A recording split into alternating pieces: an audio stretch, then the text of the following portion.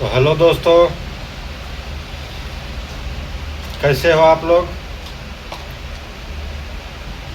तो आज मैं कहने वाला हूँ एक बात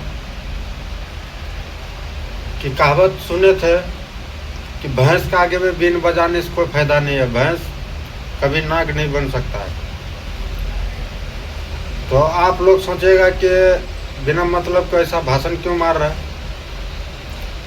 भाषण में दोस्त इसलिए मार रहा हूँ कि बीन बजाने वाला अभी बिहार के अंदर में जो है हमारा नया पार्टी से है, जन स्वराज पार्टी से प्रशांत किशोर जी को कौन नहीं जानता है, पूरा हिंदुस्तान जानता है, पूरा विदेश भी जान रहा है। वो अच्छा बात सिखा रहा है बिहार को पब्लिक को, लेकिन बिहार के पब्लिक समझने का और सोचने का तैयार नहीं है। तो हम ये बात पूछना चाहता हूँ, अभी जो वर्तमान में नेता लोग हैं,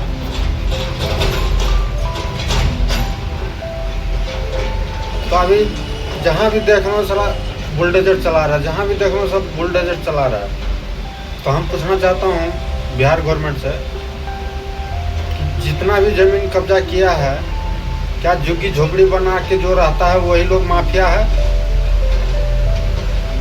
या जो असलियत में जो अपराध है अपराधी करता है वो माफिया।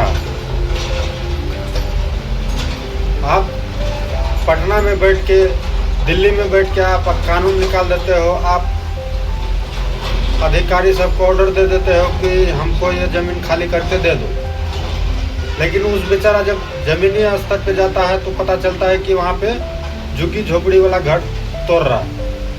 तो हमारे कहने का मतलब यह है कि झुग्गी झोपड़ी वाला घर तोड़ रहा है तो कम से कम एक बार उसका जांच पड़ताल कर लो, भाई इसका नाम पे कितना घर है, कहाँ कहाँ घर बना के रखा है, उसके बाद में तोड़फोड़ चालू करो। अगर वो आदमी सरकारी ज़मीन पे है तो क्यों है, मजबूरी भी तो हो सकता है। एक हम लोग गरीब आदमी हैं, हम लोग को अगर यदि एक पतरा के घर बनाते हैं तो कम से कम उसमें खर्चा होता है 1 से 1.5 लाख रुपया।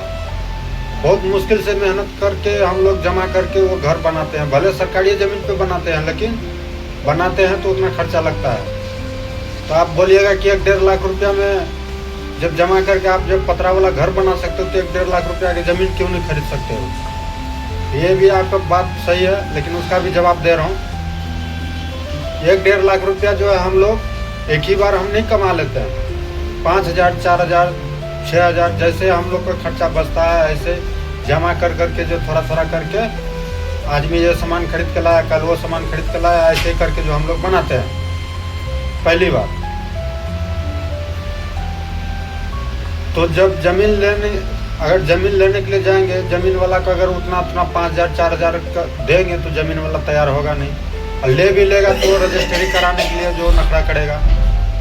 इसीलिए बोलता हूँ मैं दोस्त कि थोड़ा से जांच पड़ताल करो, जिसके पास ज़मीन जगह नहीं है उसको ज़मीन दे दो। इंदिरा आवास नहीं देना, ज़मीन दे दो, वो अपना ही मेहनत करके अपना घर बना लेगा, उसके बाद में अपना ही जगह छोड़ देगा। नहीं छोड़ेगा तो बुलडोजर चलवा दो, कोई दिक्कत नहीं है। कम से कम एक बार जांच तो कर लो। बड़ा बड़ा माफिया सब है, उसका घर पे जो अधिकारी सब है, प्रशासन सब है, नहीं पहुंच पाता है डर के मारे। बिहार में तो सुना ही हो, बात बात में कट्टा निकलता है।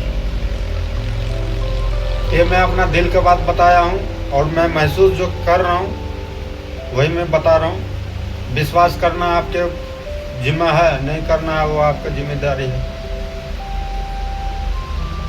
आप लोग का अगर ये वीडियो अच्छा लग रहा है तो आगे पहुँचाइएगा, नहीं तो जैसे चल रहा है चलने दो। और वो कहावत में तो सुना ही है कि भैंस के आगे में बीन बजाने से कोई फायदा नहीं है। तो वही हाल है, अभी वोट दे देते हो, भूल जाते हो, और नेता लोग अपना मनमानी चलाते रहता है, सब कुछ चिन्हित कर करके वो कारोबार कर रहा है। लेकिन हमारा बिहार में ऐसा नहीं होता है।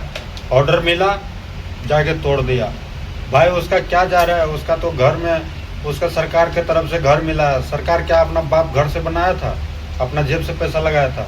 हम ही लोग का वोट दे के, हम ही लोग का टैक्स का पैसा से वो बिल्डिंग बना है, उसमें उसका पूरा फैमिली रहता है।